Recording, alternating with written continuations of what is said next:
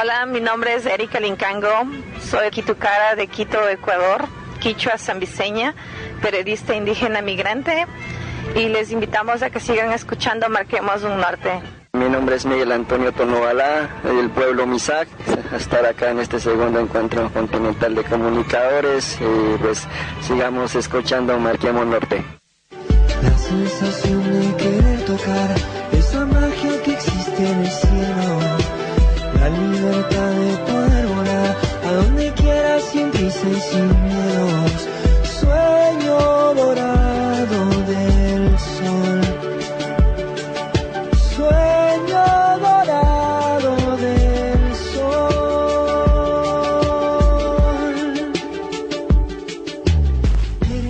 Bueno, continuamos con Marquemos un Norte y ahora vamos a ir a la presentación, Karina, del espacio del fogón originario.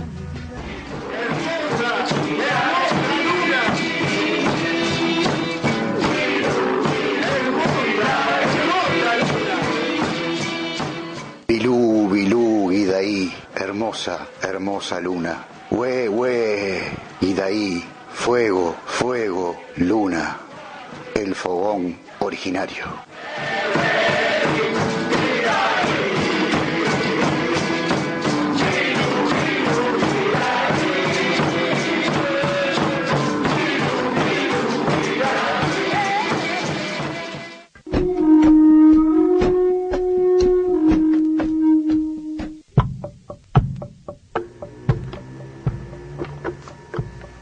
Bueno, Ricardo,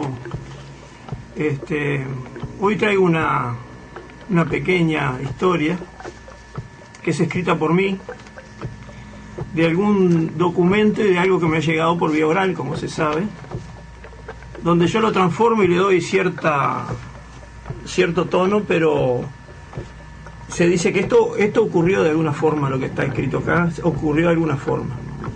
Puede ser un detalle más, un detalle menos, pero que ocurrió de alguna forma. Bueno, paso a leerlo directamente. Su recuerdo viajó en el tiempo como todos los recuerdos, y aún más, porque recordó hasta las vivencias de sus ancestros, que eran de otros tiempos, de cuando él no era cuerpo sino semilla. Zapicán, Nabayubá, Yandinoca, Magalona, para él no tienen cara, son solo figuras. Los ve serios, pero lo han sabido aconsejar aún en el amor. Siempre le han marcado el camino, pero teniendo cuidado de dejarlo vivir sus aciertos y sus errores. Jamás se equivoca el ancestro, siempre es él. Jamás es el ancestro el que acierta, siempre es él. El camino está siempre indicado, entender las señales y no desviarse es su trabajo. El Callao, como se lo conocía en el ejército, o Ejoj, como le decía a su pueblo, no tenía plena confianza en lo que hacía. Mas Baimaca, el gran referente, acudiría a la cita y su opinión pesaba, al menos para él. Tal vez no estaría tan inseguro si fuera solo o con sus guerreros, pero llevar a las mujeres y los niños, Chalogua y Oipic, era muy riesgoso. Las luchas fratricidas entre huincas se decía que habían terminado. Sus conocidos, La Valleja y Don Frutos, habían echado a los portugueses y brasileros del territorio que antes llevaba el nombre de su pueblo, Banda de los Charrúas, y que desde la primera revolución donde él peleó, se llamó Banda Oriental. Después vino la derrota, o la victoria, porque Ejoj y sus guerreros estaban de acuerdo con Don Frutos y su ayudante Don Antonio, siendo apoyo del llamado Ejército Oriental del Sur, ejército más fuerte y mejor armado del jefe Artigas, al mando de Don Frutos Rivera. Dos grupos charrúas acompañaban ese cuerpo armado, uno con el cacique Ejoj y el otro a cargo de Juan Pedro, el Sambo, su sobrino, que se cambió el nombre de Toyá por Juan Pedro, en honor de aquel italiano, Giovanni Pietro, que salvara la vida de su tío y de él mismo, y que después viviera en los Pirí hasta su muerte. Cuando apareció el ejército imperial, se practicó la guerra de guerrillas, con dos batallones, uno con Julián Laguna al frente, con Juan Pedro y sus guerreros como apoyo, y el otro comandado por el valiente y arrojado Juan Antonio Lavalleja, apoyado por el Callao y sus hinchalá. Y acá aparece la duda. Tras una acción de guerrilla contra la retaguardia del ejército de Lecor, el Viejo, el grupo de don Antonio y Ejoj queda encerrado tras la acción, por un grupo antiguerrilla que lo embosca y apresa al jefe del bando oriental, salvando la vida a los demás milagrosamente. Al llegar al campamento general del Ejército del Sur, el teniente Rivera había recibido una avanzada de los portugueses que traían una propuesta de paz. Propuestas que vienen, propuestas que van, ante los atónitos ojos del jefe Charrúa y sus guerreros. Hasta el sorprendente resultado de que don Frutos viniera a las tolderías y se reuniera con los dos caciques y les comunicara que de ahora se perseguiría al tirano y anarquista don Artigas, que le estaba haciendo daño a la patria. No era comprensible este cambio para un Charrúa.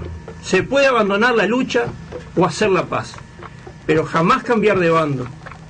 Esto los obligaba a retirarse, ya que otras tolderías como la del Caciquillo y la de Baimaca seguirían al gran caudillo de la revolución. Y una cosa estaba clara: un Charrúa no enfrentaría a otro Charrúa. Y por lo que Ejoj sabía, José Artigas había vivido entre su gente y se lo consideraba un hinchalá. Lo único que lamentaba era no conocerlo personalmente. En realidad lo que lamentaba era no ser allegado a él como lo habían sido Baimaca y sus lanceros, porque sí lo había conocido personalmente cuando el mismísimo José Artigas fue a poner orden en sus partidarios, soldados y colaboradores, tras un error estratégico que costó sangre y estuvo a punto de romper el frente de unión de los orientales. Fue el día de la batalla de las Piedras. Tras un comienzo vacilante, los orientales logran encerrar el triángulo formado por Posadas, aislándolo de toda comunicación con Montevideo. Ese logro ya significa la victoria, pero por si fuera poco, el magnetismo de la figura del ex capitán de Blandengues hace que una parte de los criollos que salieron de la Plaza Fuerte se dieran vuelta y se pasaran a su bando, junto con sus armas y municiones. La ventaja española es solo de artillería, mas cuando ésta cae, a Posadas no le queda más que rendirse. Hasta aquí la victoria es clara y contundente. Solo quedan satélites de infantería y caballería española que lucha como guerrilla, tratando de romper el cerco y escapar hacia la capital en busca de la protección de sus murallas. Para cortar esta retirada, Artigas encomendó el trabajo a dos grupos charrúas, uno escondido en los montes del arroyo Mendoza y el otro esperando tras el arroyo Las Piedras, con la orden de no dejarlos llegar a la plaza. Prestos los guerreros originarios, con todo su armamento, boleadoras, lanzas, cuchillos, arcos y flechas, y toda experiencia y valor para pelear cuerpo a cuerpo. El plan de Artigas fue exitoso y bien planeado, excepto por un detalle: la identificación. Artigas pensó en la acción y obediencia implacable de estos hombres indomables y fieles a la palabra dada, pero jamás se anticipó que para ellos la lucha era contra el invasor, y este era el hombre blanco en su conjunto. Y a menos que pudiera identificar de algún modo qué hombre con cara pálida estaba de su lado, atacaría a todos por igual. Y así pasó. Ambos grupos charrúas atacaron tanto a los españoles como a sus perseguidores, causando grandes bajas entre las fuerzas propias del ejército oriental. La noticia corrió rapidísimo, llegando al jefe inmediatamente, justo al tiempo que un grupo de desconfiados tenientes quería organizarle una represalia.